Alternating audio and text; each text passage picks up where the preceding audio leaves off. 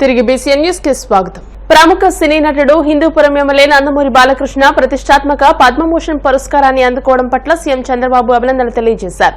ఢిల్లీలో రాష్ట్రపతి ద్రౌపది ముర్ము చేతుల మీదుగా బాలకృష్ణ అత్యున్నత పౌర పురస్కారాల్లో ఒకటైన పద్మభూషణ్ ను స్వీకరించారు. దీనిపై చంద్రబాబు సోషల్ మీడియాలో స్పందించారు. కళారంగంతో పాటు సేవా కార్యక్రమాలు, రాజకీయాల్లోనూ బాలకృష్ణ తనదైన ప్రత్యేక ముద్ర వేసుకున్నారని ప్రశంసించారు. బహుముఖ ప్రజ్ఞతో ఆయా రంగాల్లో బాలకృష్ణ అందిస్తున్న సేవలను కొనియాడారు. ఈ సందర్భంగా భవిష్యత్తులో బాలకృష్ణ మరిన్ని నూతన శిఖరాలను అధిరోహించాలని తాను మనస్ఫూర్తిగా కోరుకున్నట్లు చంద్రబాబు పేర్కొన్నారు. పద్మభూషణ్ శ్రీ నందమూరి బాలకృష్ణ కళా ఫిల్మ్ అభినయ.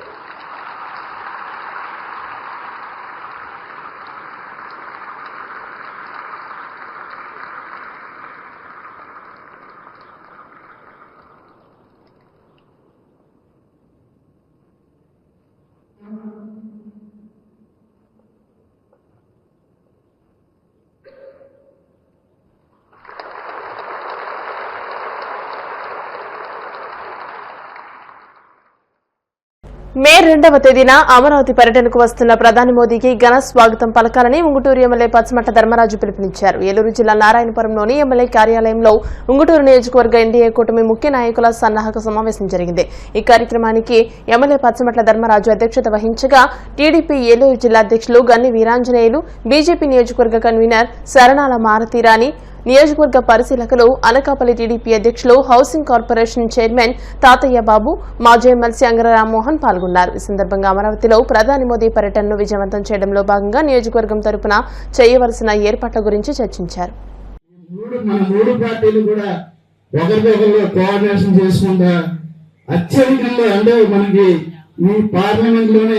ఎక్కువ మంది వెళ్ళేటట్టుగా మీరందరి సహాయ సహకారాలతో మనం వెళ్ళాలని, అంటే కొంతమంది ఎవరికి వాళ్ళు స్వతహాగా అక్కడికి వెళ్లే వాళ్ళందరికీ కూడా మజ్జిగ ప్యాకెట్లు కానీ, మంచినీళ్లు కానీ ఏమున్నాయని మనం జాగ్రత్తగా తీసుకోండి.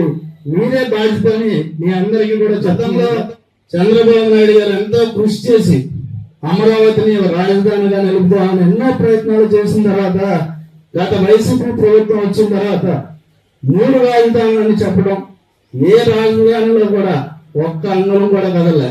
ఈ రోజు మనకి అమరావతిని పూర్తి స్థాయిలో అభివృద్ధి చేసే విధంగా ఈ రోజు నరేంద్ర మోడీ గారిని తీసుకొచ్చి ఆయన ద్వారా అనేక అభివృద్ధి కార్యక్రమాలని శంకుస్థాపన చేసేటట్టుగా ఈ రోజు మన ముఖ్యమంత్రి నారా చంద్రబాబు నాయుడు గారు, మన ఉప ముఖ్యమంత్రి పవన్ కళ్యాణ్ గారు, మోడీ గారి ఆశీస్సులతో మనకి ఏకైక రాజధాని అమరావతి, అలాగే పోలవరాన్ని కూడా పూర్తి చేసే విధంగా మనకి ఈ ప్రభుత్వం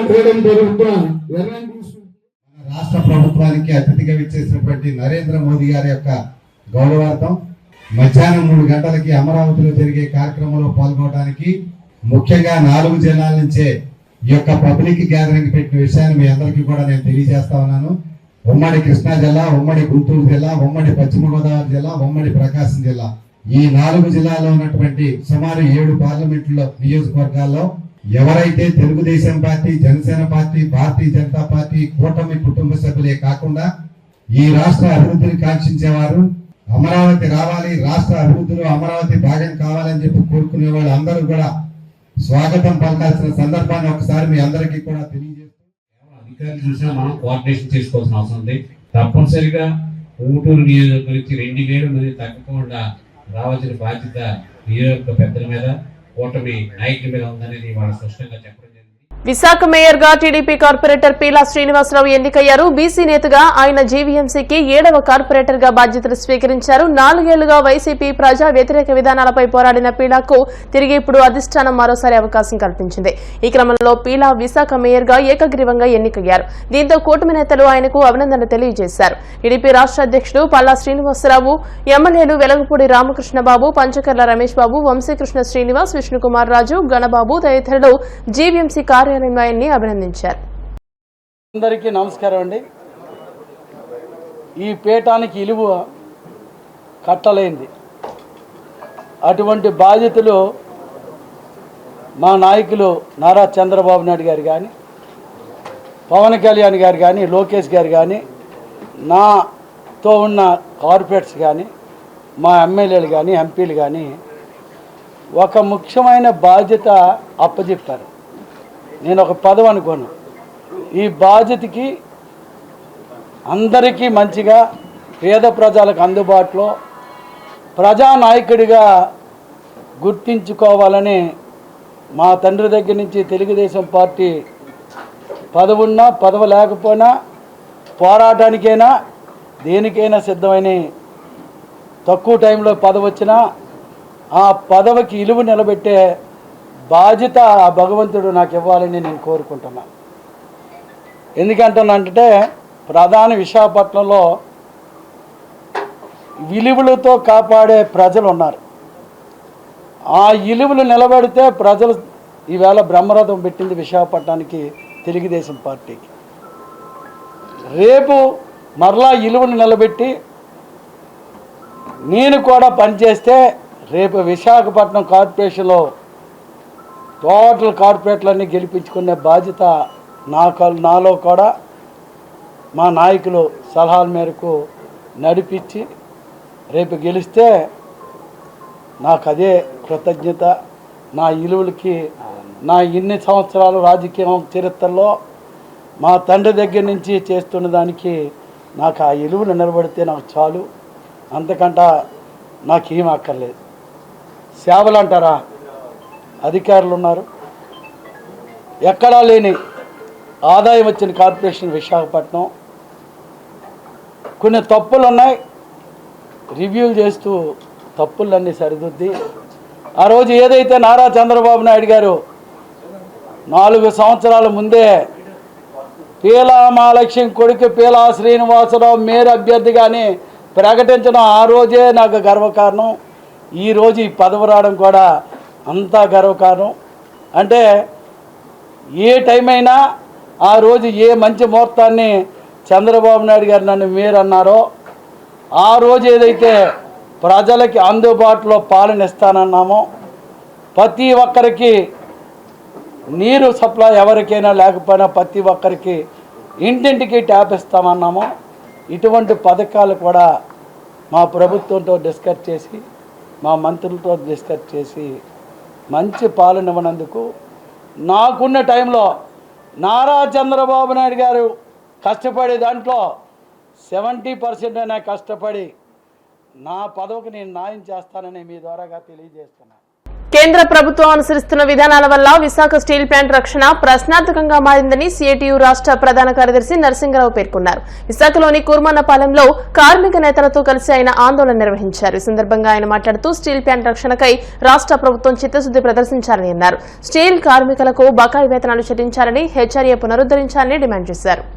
కేంద్ర బీజేపీ ప్రభుత్వం విశాఖ స్టీల్ ప్లాంట్ బలహీనం చేయడం, ఆర్సెల్ఆర్ మిట్టల్ని బలోపేతం చేయడం, ఎన్డీఏ 3వ ప్రభుత్వం వచ్చిన దగ్గర నుంచి ఈ చర్యల్లో ఉన్నారు. అందుకని ఆర్సెల్ఆర్ మిట్టల్కి క్యాప్టివ్ స్టీల్ ప్లాంటే కాదు క్యాప్టివ్ పోర్ట్ ఇచ్చారు. నక్కపల్లిలో పోర్ట్ ఇవ్వడం, పుట్టుక ముందే దానికి సొంత గనులు సమకూర్చాలని చెప్పడం అనేటువంటిది ఆర్సెల్ఆర్ మిట్టలను నెత్తిన పెట్టుకొని పూజించుకోవడం తప్ప ఇంకోటి కాదు. 35 ఏళ్ల నుంచి సమర్థవంతంగా నడుస్తూ దేశంలోనే నంబర్ 1 క్వాలిటీ కలిగినటువంటి ఉక్కును తయారు చేస్తున్న వైజాగ్ స్టీల్ ప్లాంట్ కి సొంత గనులు ఎందుకు అడగరని చెప్పేసి అడుగుతున్నాం. అందుకని కావాలని దీన్ని బలహీనం చేసేదానికి నువ్వు ప్రయత్నం చేస్తున్నారు కేంద్ర ప్రభుత్వం. అలాగే రాష్ట్ర ప్రభుత్వం కూడా వాళ్ళకి తానంటుంది. అధికారంలోకి వచ్చిన తర్వాత ఎన్డీఏ తనకున్నటువంటి అధికారాన్ని ఉపయోగించుకొని ఈ రోజు కేంద్ర ప్రభుత్వాన్ని నిలయగలిగినటువంటి శక్తి ఒకే ఒక రాష్ట్రం ఆంధ్రప్రదేశ్కి ఇక్కడ ఉన్నటువంటి ప్రభుత్వానికి ఉన్నది. కానీ కావాలని చేయడం లేదు. వాళ్ళకు కావాల్సినటువంటి సొంత పనులు చక్కబెట్టుకుంటున్నారు తప్ప స్టీల్ ప్లాంట్ గురించి పట్టించుకునేటువంటి ప్రసక్తిలో లేదు. అందుకనే దాన్ని కాపాడుకోవడానికి ఎటువంటి ఉద్యమైనా చేయడానికి, అట్లాగే కార్మికుల జీతాలు హెచ్ఆర్ఏ సకాలంలో చెల్లించాలని, దీనికోసం అన్నింటికంటే కూడా కాంట్రాక్ట్ కార్మికులు ఒక్కరిని ఉద్యోగం నుంచి తొలగించినా కూడా సహించేటువంటి ప్రసక్తి లేదు. కాంట్రాక్ట్ కార్మికులందరినీ కూడా ఉద్యోగాల్లో చేర్చేదాకా పోట్లాడతాం. అటువంటి పోరాటం పెద్ద ఎత్తున జరగబోతా ఉంది. దానికి అందరూ కూడా సిద్ధం కావాలని, ఆ విధంగా కేంద్ర రాష్ట్ర ప్రభుత్వాల నాటకాలని కట్టిపెట్టండి, మా పోరాటాన్ని ఉధృతం చేస్తామని చెప్పి కేంద్ర రాష్ట్ర ప్రభుత్వాలను హెచ్చరిస్తారు. బాపట్ల జిల్లా ఆలపాడు గ్రామంలో 3 ఏళ్ల క్రితమే సందీప్ అనే కారు డ్రైవర్ హీరోయిన్ సమంతకి గుడి కట్టాడు. సమంతపై అభిమానాన్ని చాటుతూ తన ఇంటి ఆవరణలోనే విగ్రహం ప్రతిష్ఠించి పూజలు చేస్తున్నాడు. తాజాగా సోమవారం సమంత పుట్టినరోజు సందర్భంగా పిల్లలతో కలిసి సందీప్ కేక్ కటింగ్ చేయడంతో పాటు అన్నదానం కూడా నిర్వహించాడు. అయితే ఈసారి మరో విగ్రహాన్ని కూడా తయారు చేయించడం విశేషం. సమంత సేవా కార్యక్రమాలు నచ్చడంతోనే ఆమెకు భక్తుడిగా మారానని సందీప్ ఈ సందర్భంగా చెప్పుకొచ్చాడు.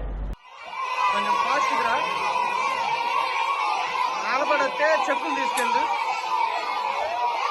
ఆ తెనాల్లో చెక్కులు ఇద్దు కొంచెం తొందరగా, ఫైనాన్స్ అడిగి చెక్కులు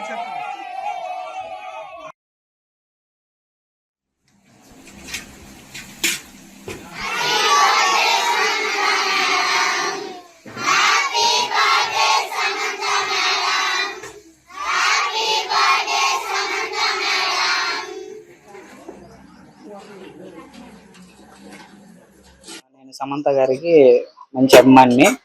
గత 3 సంవత్సరాలుగా సమంత గారి బర్త్డే సెలబ్రేషన్స్ చేస్తూ ఉన్నాను. టెంపుల్ కట్టి కూడా మేడం గారికి 3 సంవత్సరాలు అవుతుంది. ఈ సంవత్సరంతో 3 సంవత్సరాలు అవుతుంది. ప్రతి సంవత్సరం పుట్టినరోజు సందర్భంగా పిల్లలకి అన్నదానాలు కార్యక్రమాలు అన్ని చేస్తూ ఉంటాము. అదే విధంగా ఈ సంవత్సరం కూడా పిల్లలకి అన్నదాన కార్యక్రమం, కేక్ కటింగ్స్ అన్ని జరిపాము. సమంత గారికి మంచి అభిమాని. సమంత గారు చేసే మంచి పేదలకు చేసే సహాయాలన్నీ నాకు నచ్చి నేను ప్రతి సంవత్సరం ఇట్లా చేస్తాను. హ్యాపీ బర్త్డే సమంత గారు. గత కొన్ని సంవత్సరములుగా మరి తెనాలి సందీప్ గారు మరి సమంత గారి ఫ్యాన్స్ ఆధ్వర్యంలో ఆమెకి గుడి కట్టించి అదే విధముగా అనాథ పిల్లలకు అన్నదాన కార్యక్రమం చేస్తూ మరి ఆమె చేసే స్వచ్ఛంద కార్యక్రమాలకు మేము వెనుకున్నామని తెలియజేస్తూ మరి ఎంతో మంది అనాథలేండి, మరి నిర్భాగులేండి, విధవరాండ్లేండి ఎంతో సహాయ కార్యక్రమాలు చేపడుతున్నారు. మరి తెనాల్లో ఉన్నటువంటి PGM చిల్డ్రన్ హోమ్ అనాథ శరణాలయం పిల్లలందరినీ ఇక్కడ పిలిచి మరి మంచి వ్యక్తి అయినటువంటి సమంత గారి పుట్టినరోజు సందర్భంగా ఈ రోజు ఇంతమందికి అభాగ్యులకు కడుపు నిండగా అన్న పెడుతున్నది చాలా సంతోషనీయం. మరి ఇలాంటి పుట్టినరోజులు మరిన్ని జరుపుకోవాలని సమంత గారికి ఒకసారి హ్యాపీ బర్త్డే చెప్తున్నాం. Once again happy birthday Samantha గారు. వార్తలు ముగించే ముందు ముఖ్యాంశాలు మరోసారి. మంగళగిరి మండలం బేతపూడిలో జనసేన రచ్చబండ కార్యక్రమం. అమరావతి నిర్మాణానికి కూటమి ప్రభుత్వం కట్టుబడి ఉందని మంత్రి నాదెండ్ల స్పష్టీకరణ.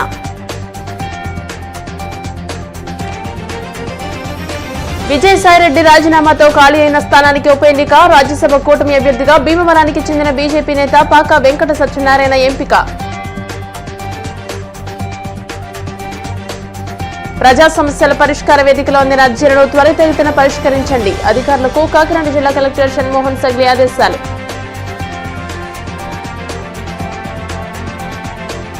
ఢిల్లీలో పద్మభూషణ్ అందుకున్న నందమూరి బాలకృష్ణ. రాష్ట్రపతి ద్రౌపది ముర్ము చేతుల మీదుగా పురస్కారం. ఈ వార్తలు ఇంతటితో సమాప్తం. మరిన్ని వార్తల కోసం BCN digital YouTube channel, Facebook page ని ఫాలో అవ్వండి. అప్డేటెడ్ వార్తల కోసం ప్లీజ్ సబ్స్క్రైబ్.